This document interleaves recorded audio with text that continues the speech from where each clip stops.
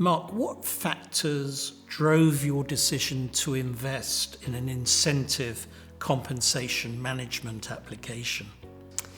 Yeah, so when I joined Hanson Wade as the CFO, one of the things that I noticed was the amount of time that was being spent on calculating and maintaining the compensation plans on behalf of all of the staff.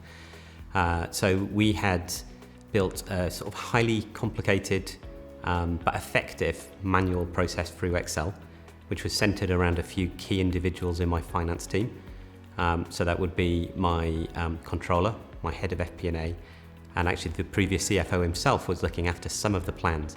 And what that meant was that sort of 2 to 3 weeks per month were being tied up of those people's times on calculations, which felt like an inefficient use of that sort of resource.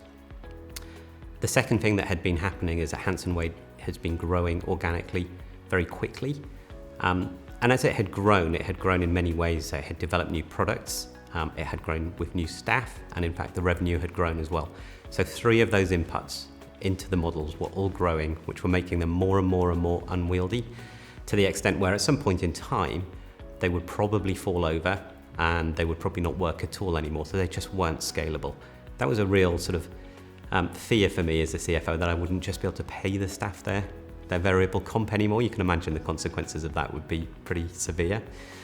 So that was a real fear of mine.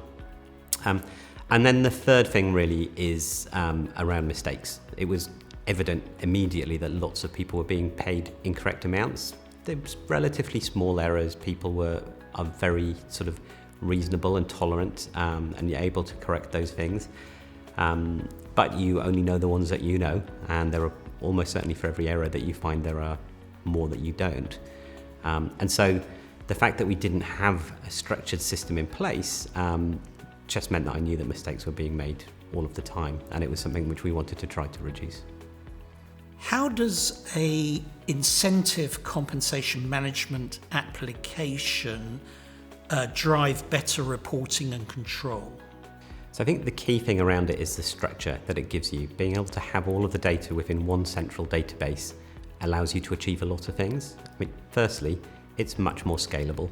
That solution is there. We can have more people, we can have more products, we can grow much more quickly and continue to support it without worrying about the spreadsheets that are going to fall over, or about how do we build a new set of spreadsheets to facilitate this new program. Then that also flows straight through to the reporting. So if you think about the statements that the staff are going to receive at the end of the day, having that hanging off that central database and that central calculation gives us a lot more trust and visibility into that data.